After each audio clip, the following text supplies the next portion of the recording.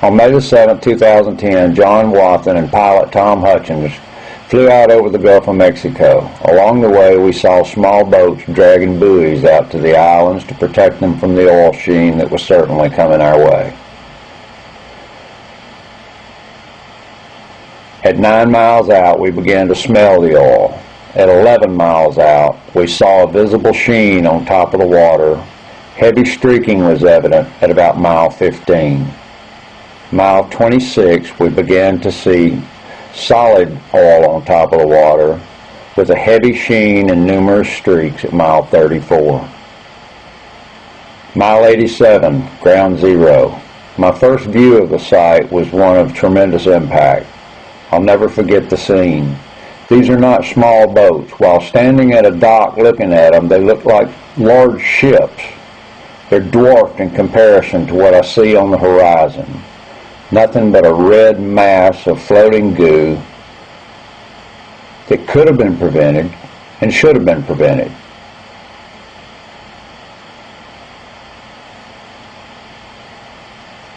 I was horrified when I looked and saw how many boats there were on the horizon that didn't seem to be doing anything at all that was effective. Going around in circles, small boats with booms on the back of them, sent out to gather up oil in what looked like teacups compared to the horizon.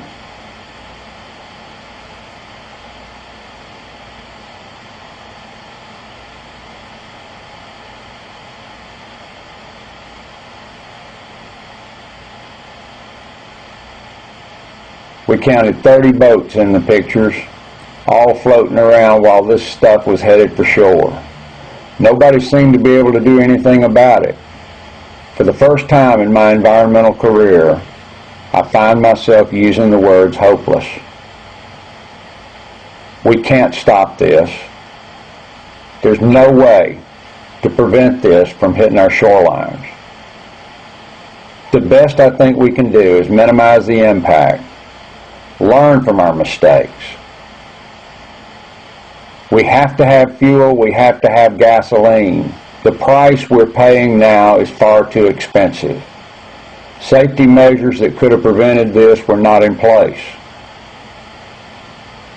It's time for our government to step up to the plate and take responsibility for what's happening on the shores of our country.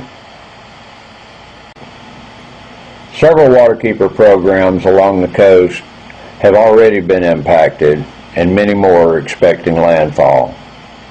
Along with other environmental groups up and down the coast, it should be mentioned that this is not only an environmental disaster, but a social disaster as well. Fishermen out of work, oyster shuckers, no work, people working the docks, all up and down the coast. People are canceling reservations. Fishing boats are not going out. The economic impact to this event will be incredible and felt for decades to come. No one knows if the fishing will ever recover. No one knows if the Gulf will ever heal from this. One thing for certain, we must learn from the mistakes that have been made here. This cannot happen again. The Gulf appears to be bleeding. Will we ever be able to stem the tide? Will we ever be able to put a stop to this? Will the Gulf ever heal? As far as you can see on the horizon now, there's these mats of this reddish pink sheen. It was easy to find our way back to shore. All we had to do was follow the red. There was a perfect line of it leading from the rig toward the shoreline. Here, right off Ship Island and Horn Island, we found sheen behind the islands and in the Sound.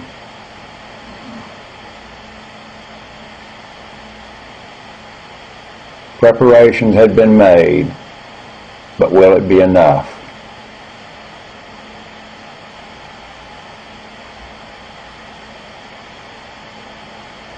Dauphin Island in Alabama, we saw sheen coming ashore at the far end of the island.